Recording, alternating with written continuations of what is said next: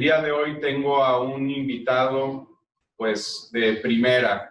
Se trata de Jorge Volpi, como ustedes saben, uno de los grandes escritores mexicanos de la actualidad, pero además alguien que ha tenido una carrera muy interesante, importante en la función pública, que lo ha llevado, entre otras cosas, también a ser el director del Festival Internacional Cervantino y actualmente coordinador cultural de la Universidad Autónoma de México, la máxima casa de estudios del país. Jorge, te agradezco mucho el haber aceptado esta invitación a dialogar y como siempre les digo a todos los invitados, descríbete en un par de líneas para los que nos están escuchando. Bueno, yo normalmente me describo con una sola palabra, que normalmente suele ser escritor, pero en efecto, como has dicho, pues también yo me describo sobre todo a mí mismo por lo que no soy, por lo que hubiera querido ser director de orquesta, hubiera querido ser físico, hubiera querido dedicarme tal vez al psicoanálisis, pero finalmente lo que soy es escritor. Bueno, pues es fenomenal y comparto yo también el deseo de haber sido director de orquesta, valga y que quede ya sentado aquí en la conversación. Yo pensaba que tú querías ser cantante. No, eso no, y nada más en el baño, como dice. Pero esas son otras historias operísticas para otra ocasión. Jorge, Terry Eagleton ha dicho que cuando él ha tratado de desarrollar la idea de cultura, él más que tratarnos de dar una visión totalitaria de la misma, pues más bien nos ha dado una respuesta compleja y que evidentemente creo yo que es muy atinada. Hemos hablado de usos, de costumbres, de actos simbólicos, de actividad intelectual, de los hechos incluso creativos del ser humano y una serie de etcéteras. ¿Cómo definirías tú a la cultura mexicana? Pero la cultura mexicana quizá no la que había sido definida tiempo atrás por Octavio Paz y por otros grandes literatos intelectuales mexicanos, la cultura de hoy, o sea, la que está sentada en la coyuntura que hoy tenemos.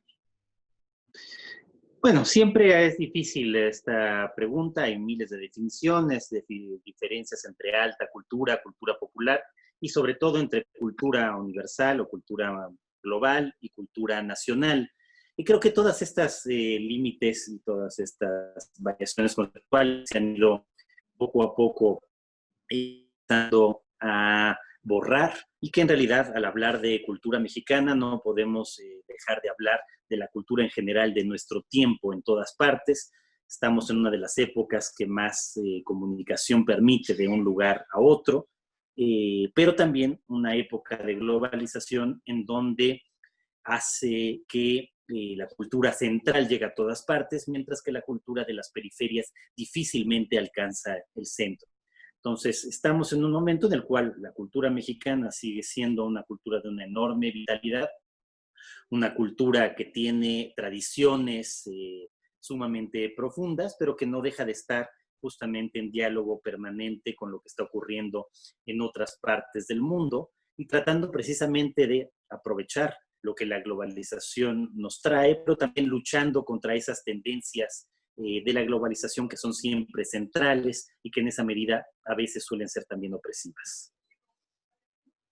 En base a esa respuesta que evidentemente tiene muchas aristas y como tú bien dices, es difícil definir una única visión de lo que significa cultura mexicana o incluso lo que significa ser mexicano, porque incluso también tendría que atender a las visiones que tenemos particularmente, ¿no?, al respecto del tema y de cómo nos asociamos respecto también con nuestra propia cultura, ¿no?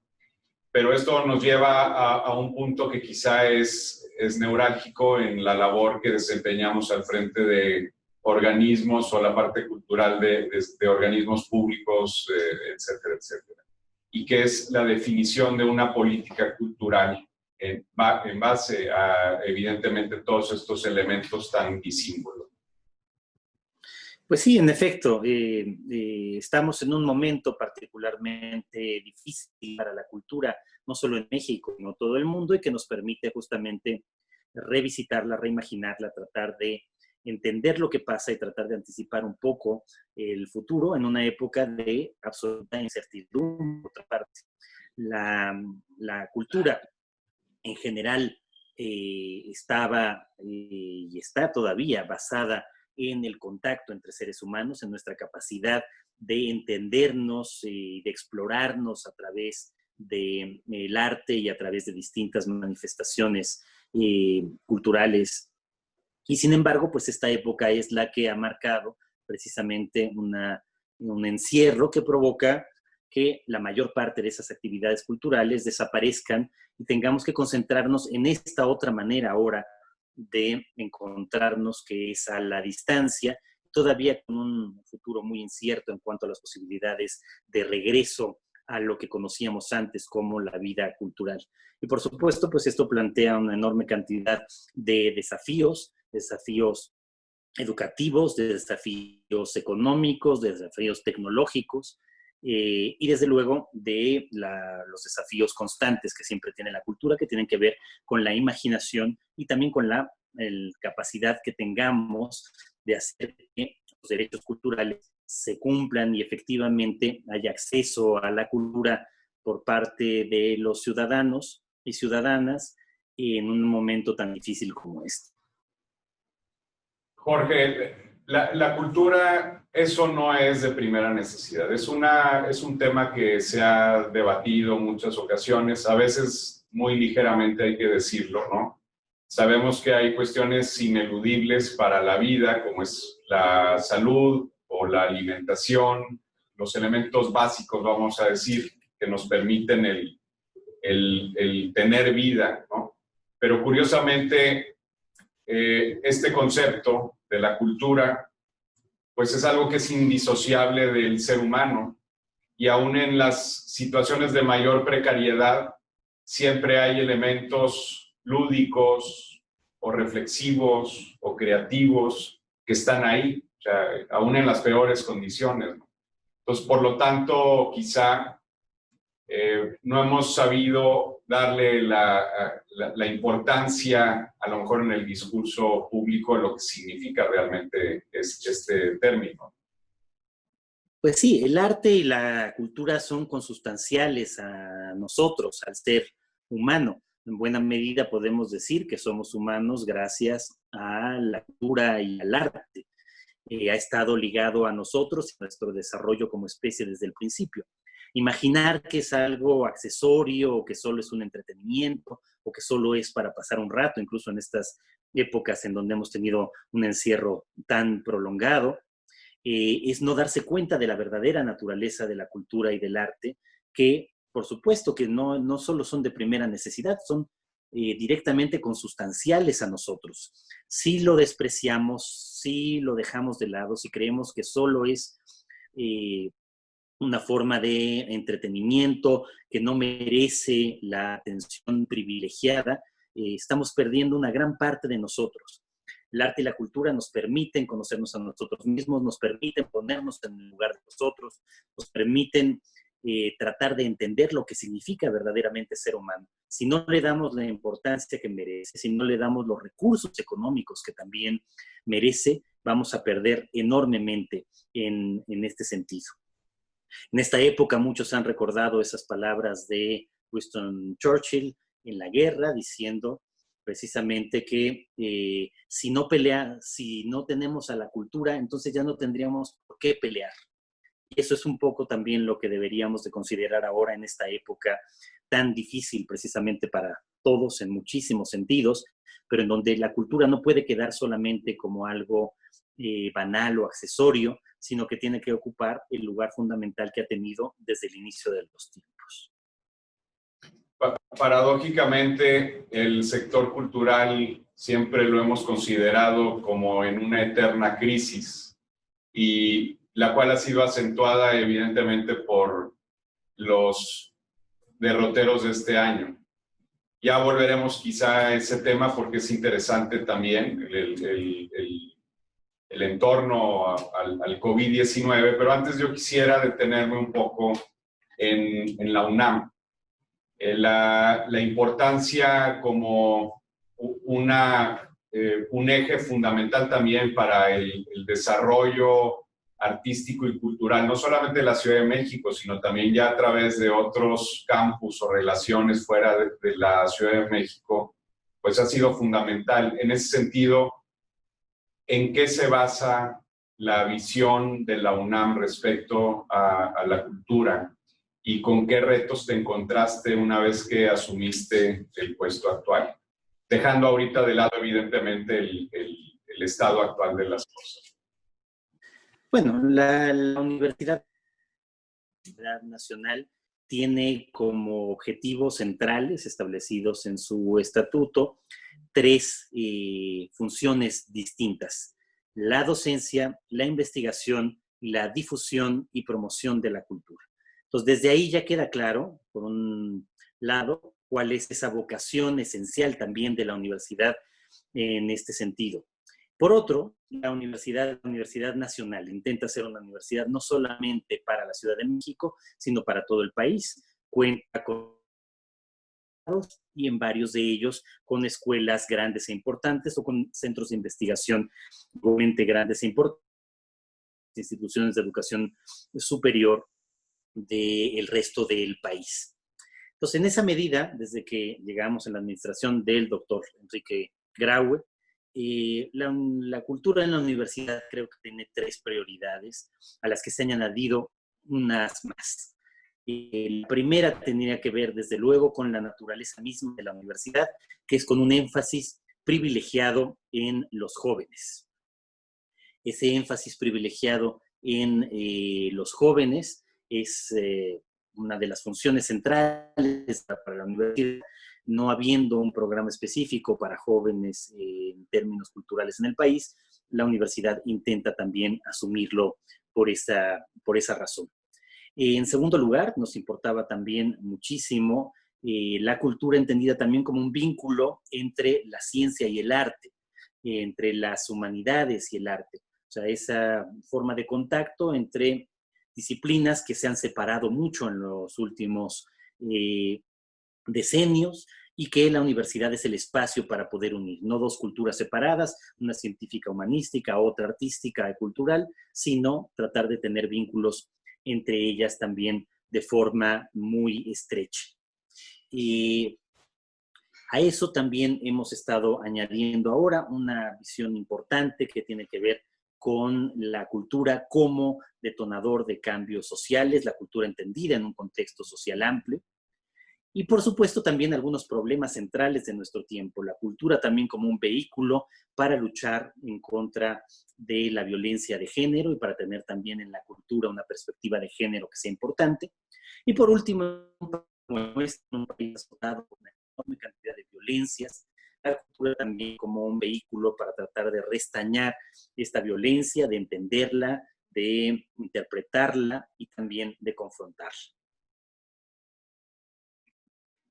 Interesante que ciertamente las políticas culturales que se originan desde los entes públicos, sean estos autónomos o descentralizados o que estén directamente en función del Estado, hablan mucho sobre esta cuestión de la regeneración del tejido social, por un lado, ese desarrollo cultural que evidentemente también va enfocado a los jóvenes y también ciertos tópicos que son ineludibles ya en este tiempo, ¿no? Como tú bien lo has dicho, la igualdad de género, el crear las conciencias de un mundo más equitativo, no solamente diría yo en la equidad de género, sino en otro tipo también de disfunciones o de desniveles, ¿no? Incluyendo el económico, que es otro tema muy claro y clave de nuestro país, ¿no?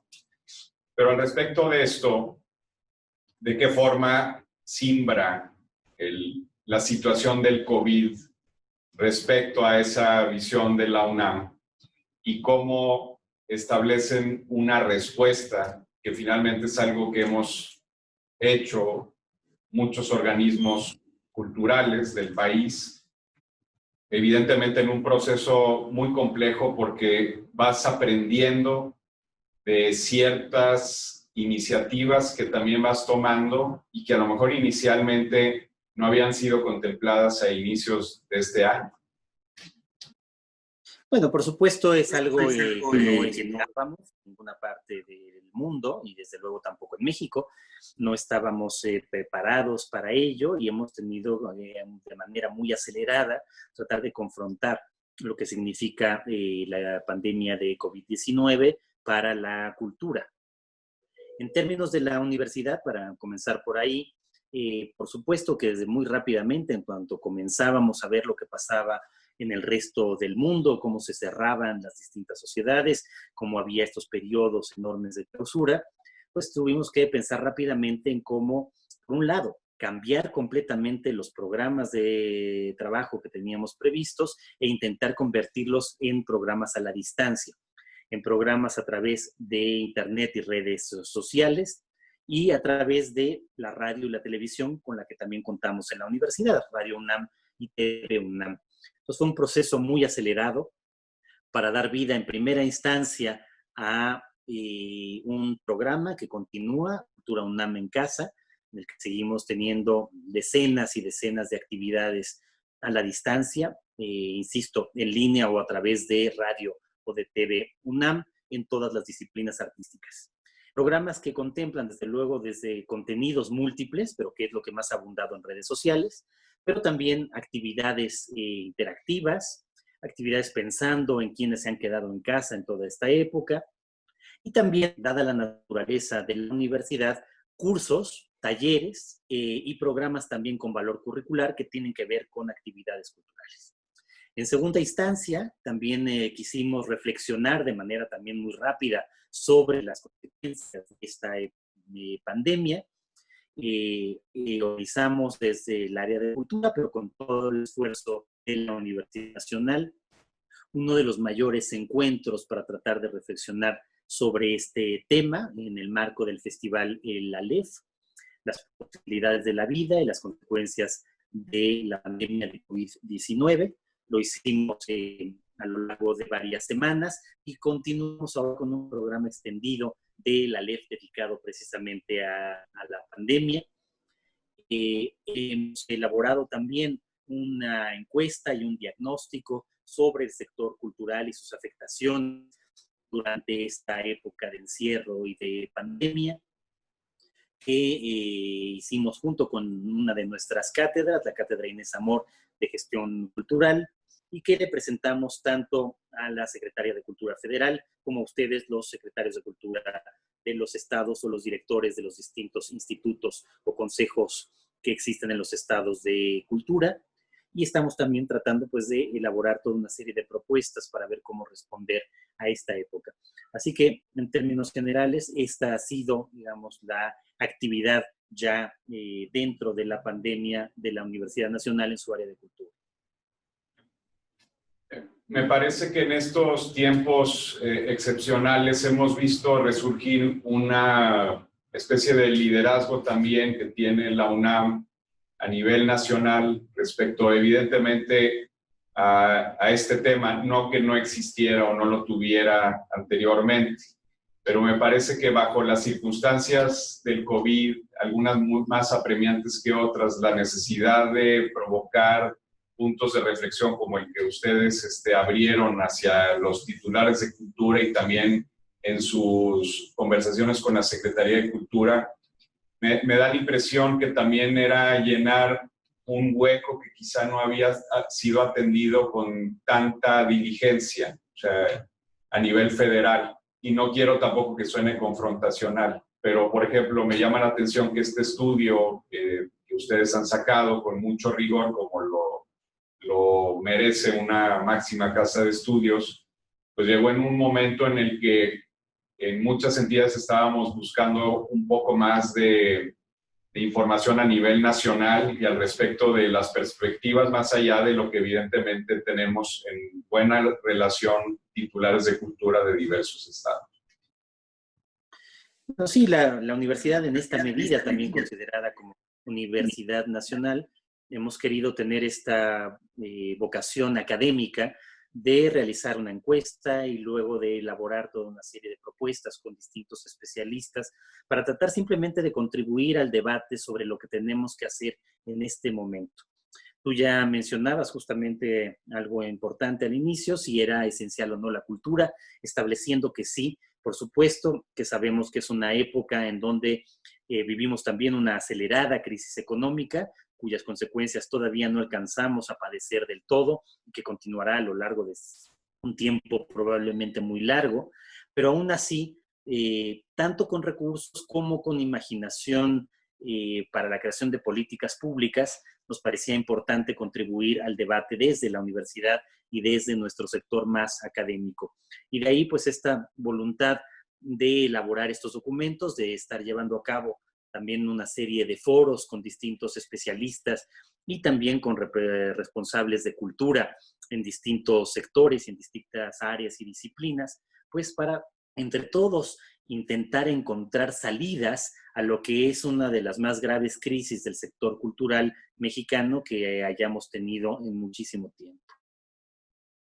¿Cómo trasladar, Jorge, todos estos hallazgos, análisis? También muchas entidades hemos ido haciendo algunos estudios muy interesantes al respecto del sector, obviamente a un nivel estatal o local, pero ¿cómo establecer esta vinculación en el sentido de que estas necesidades también tengan una respuesta, por ejemplo, de parte de quienes legislan en el país, por poner un ejemplo? Porque es cierto, ¿no?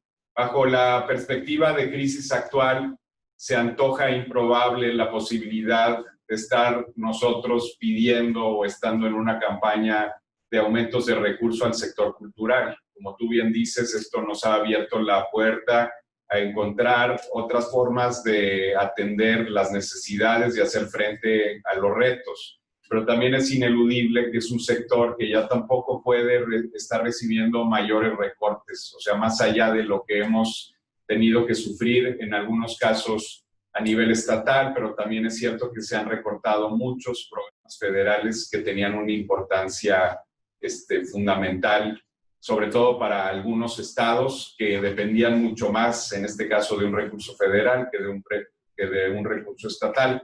No es el caso de Nuevo León, pero es una realidad que tenemos en el país. ¿Cómo podemos articular este mensaje? Bueno, creo que nos toca de muchas maneras tratar de encontrar estas salidas. En el caso, digamos, de la universidad, lo primero ha sido presentarlo a las autoridades de cultura federales y locales, tratar de tener una retroalimentación en los foros que estamos organizando, también en algunos encuentros con otra vez secretarios de cultura o titulares de cultura de los distintos estados. Y creo que entre todos debemos de tener una doble misión.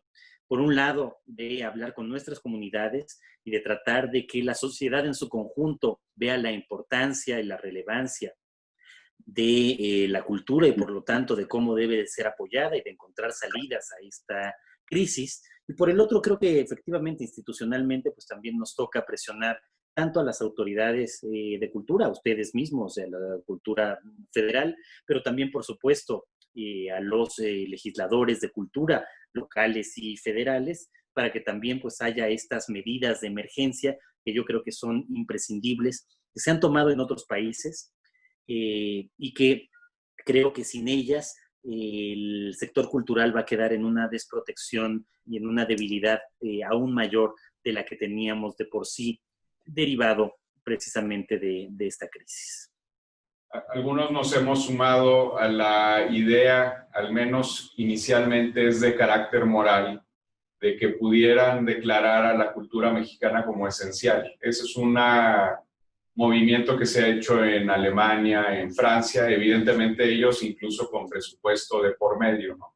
Pero yo decía que era importante llevar a la discusión pública al menos esta temática porque evidentemente no hemos encontrado un eco a ese respecto. ¿Consideras tú que hay qué áreas de oportunidad tú verías respecto a este tema en lo federal Y evidentemente no me refiero únicamente a una postura o a una política de la Secretaría de Cultura, ¿no? O sea, el ambiente federal pues tiene su complejidad, ¿no?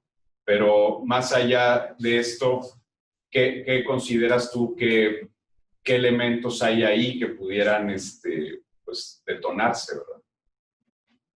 Bueno, yo creo que tienes razón. Creo que debemos de considerar la cultura esencial y si hubiera una declaración al respecto, por supuesto, ayudaría mucho a lo que hablábamos antes, a generar un consenso social aún mayor sobre la relevancia de la cultura y cómo, si bien hay otros muchos sectores afectados, y por supuesto tenemos que destinar presupuestos mayoritariamente al sector salud en este momento, pero también hay áreas que no deben descuidarse y la cultura debería de ser una de ellas.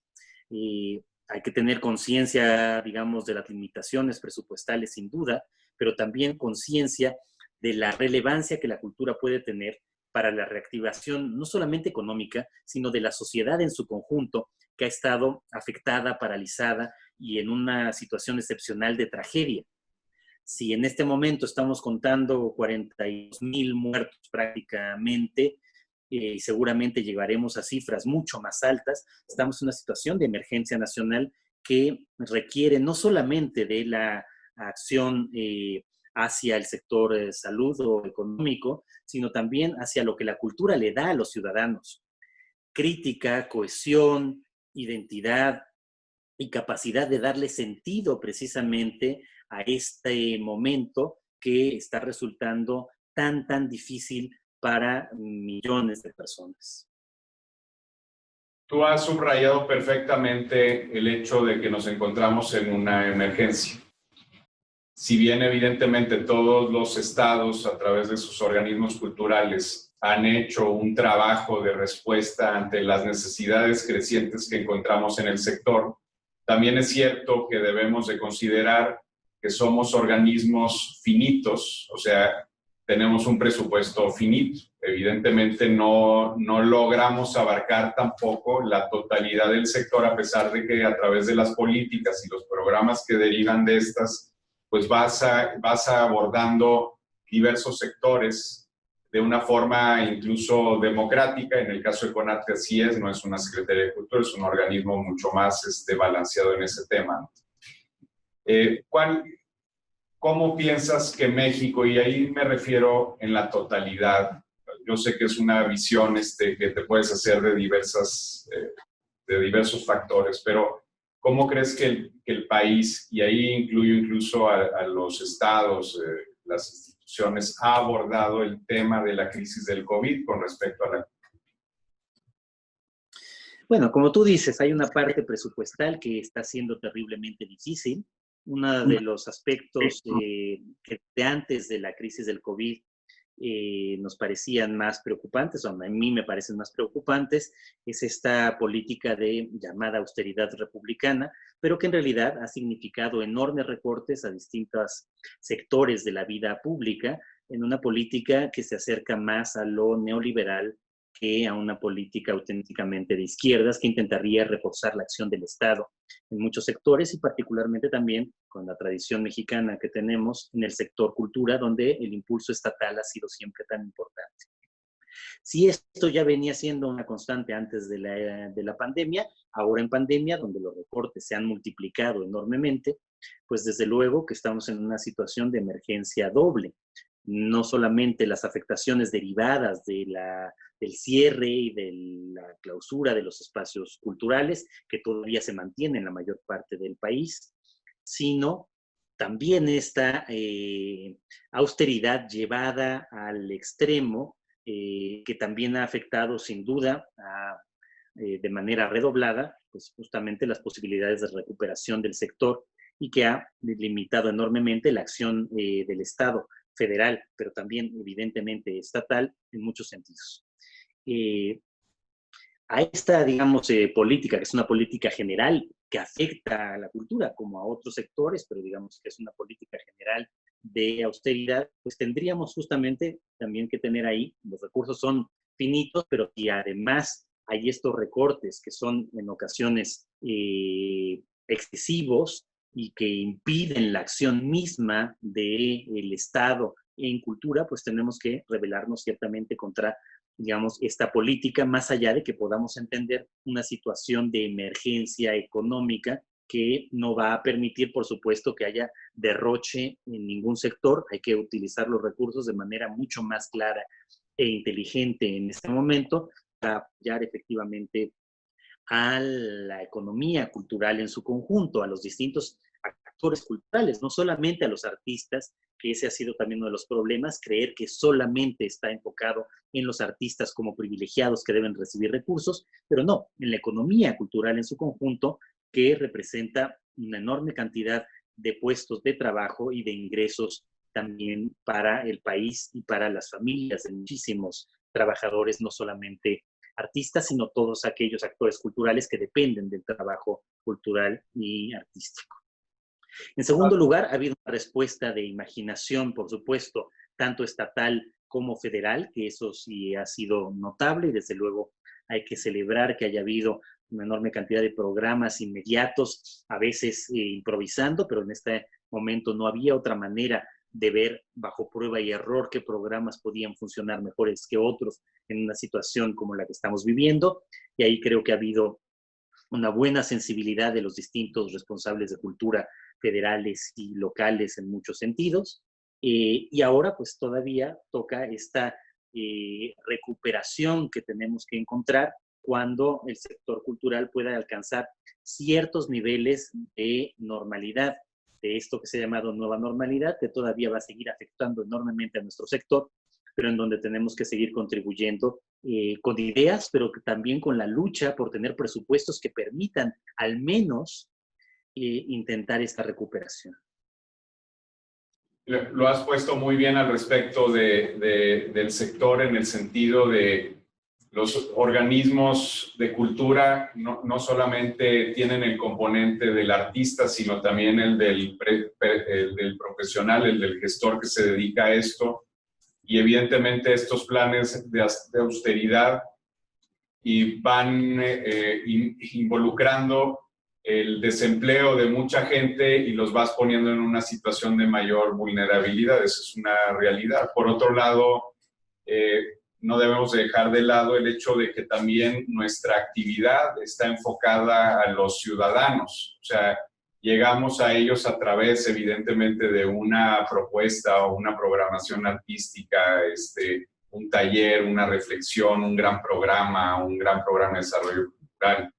Pero eso también se nos olvida, que finalmente es un trabajo que sigue teniendo una incidencia en los ciudadanos, ¿no? Y en la vida de los ciudadanos, como los que hemos estado encerrados o han estado encerrados en sus casas y que tienen el acceso a las artes o a una lectura, al cine, a la música, y de alguna otra forma eso nos mantiene con un cierto nivel de cordura, diría yo, ¿no?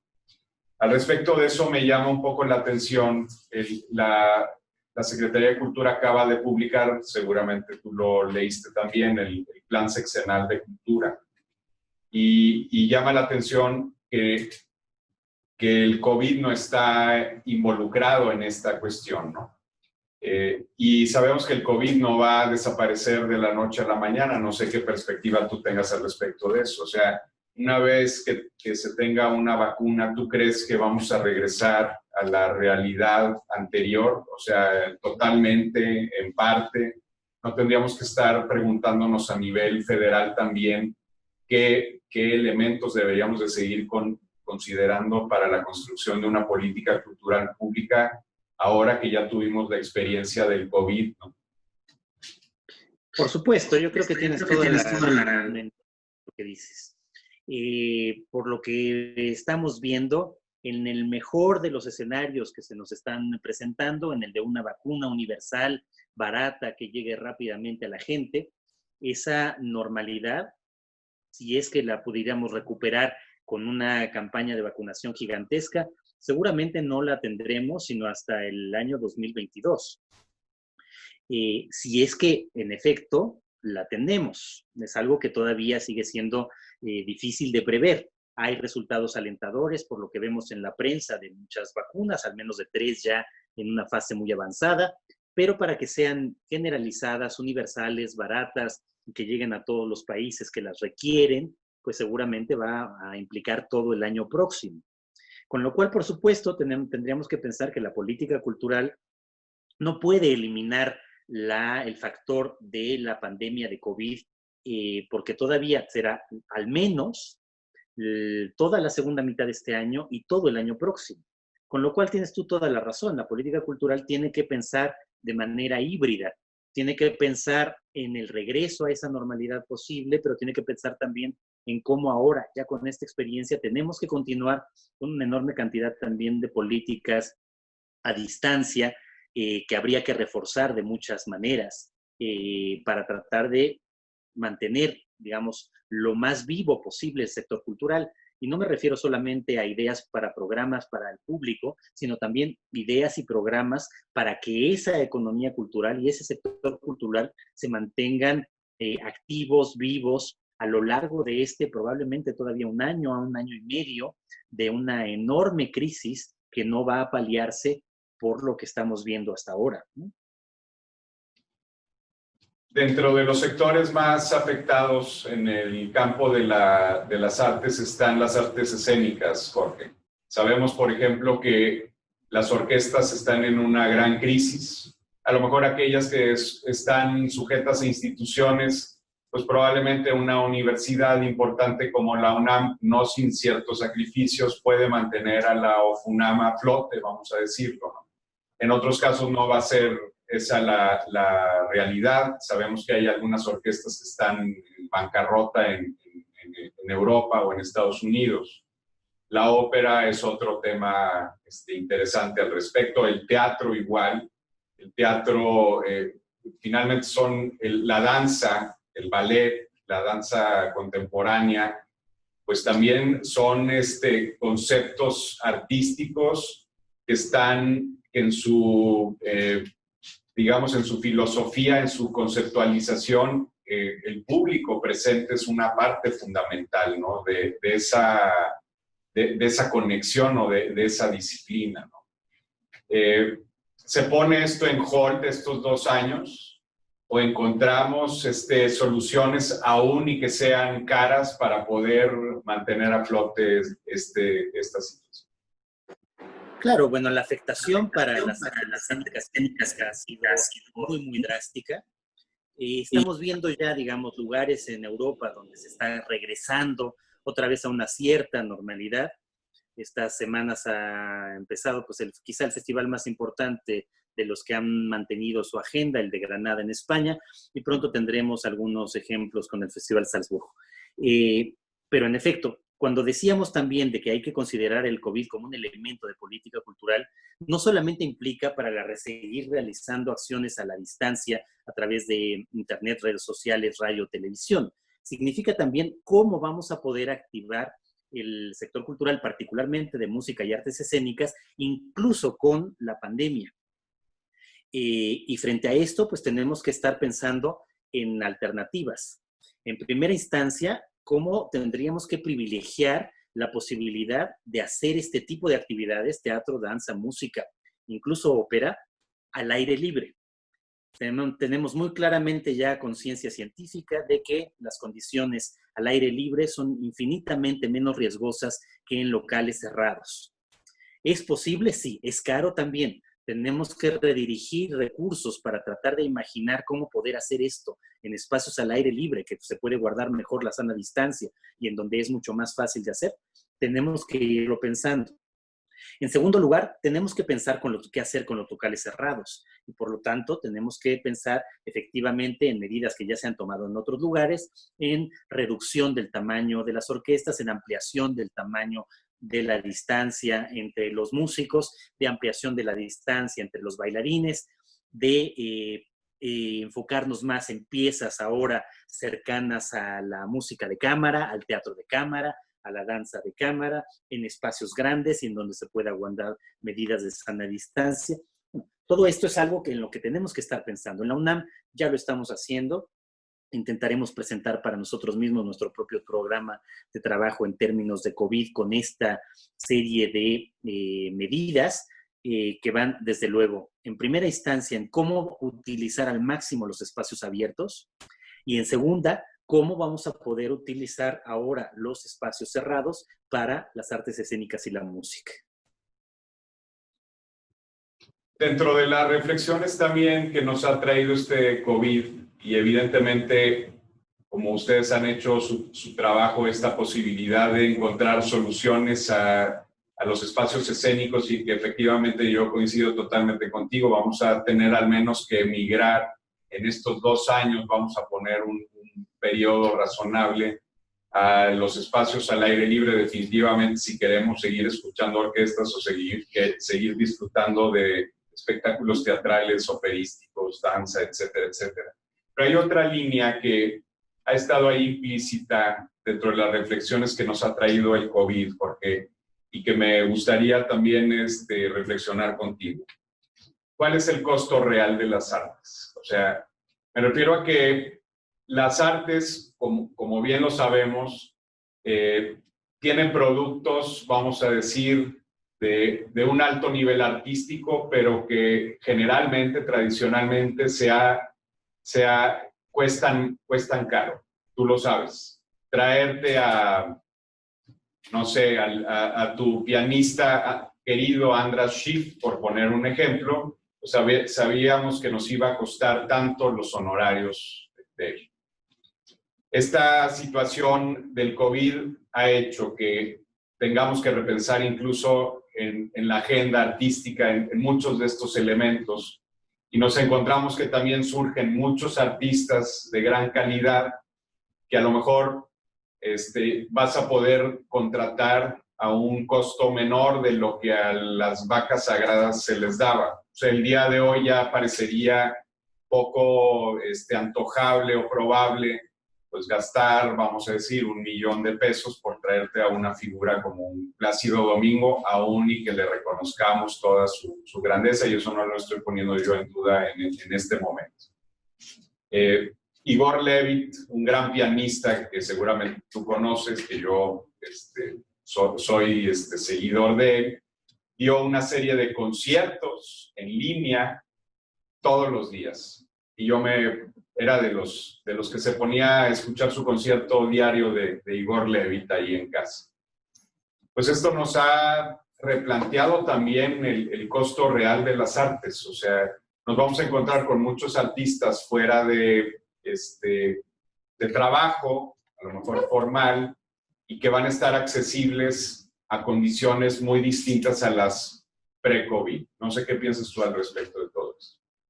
Bueno, yo creo que aquí también, digamos, hay algo que tomar en cuenta y que ya lo hemos estado experimentando, que desde luego festivales como el Cervantino lo vivieron, nosotros mismos también y seguramente en todas partes. Ya no solamente son la parte de los recursos escasos para atraer artistas con cachés muy altos, sino también que las condiciones para viajar en muchas ocasiones se vuelven ahora mucho más complicadas. También hay muchos artistas que ya no quieren viajar o que no quieren viajar tanto, precisamente por la propia pandemia. Creo que vamos a vivir por lo menos estos 2 años, otra vez insistiendo, una época que no me parece que en ese sentido sea negativa, en donde tenemos que apostar por nuestras propias comunidades artísticas mexicanas o locales en cada uno de los estados. Creo que es un buen momento para desarrollarlas más, para impulsarlas más. Por supuesto que a aficionados a la música clásica como tú y yo, nos encantaría oír a Igor Levit en vivo tocando las 32 sonatas de Beethoven. Pero lo que nos corresponde ahora es permitir en condiciones posibles, por ejemplo al aire libre o por ejemplo en teatros muy grandes con sana distancia, tener a una serie de pianistas mexicanos tocando las 32 sonatas de Beethoven. Eso es lo que nos corresponde hacer ahora probablemente. Siempre, en cualquier caso, y eso pues tú coincidirás, es mucho mejor oír a un pianista en vivo que la mejor grabación posible, ¿no? ¿Por qué? Porque la experiencia es radicalmente distinta.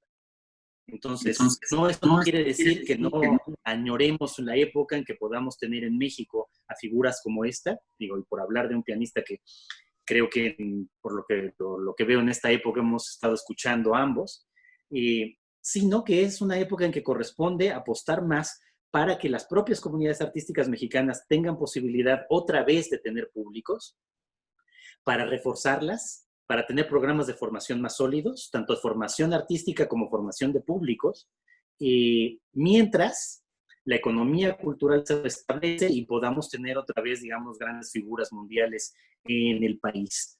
Creo que la apuesta de recuperación ahorita tendría que ir un poco hacia allá, a reforzar a nuestras orquestas, a reforzar a nuestros grupos artísticos de teatro, danza, a reforzar a los grupos musicales de todos los tipos de música que tengamos y a encontrar condiciones posibles para que haya la posibilidad de que interactúen con públicos reales y no solamente ya con públicos virtuales.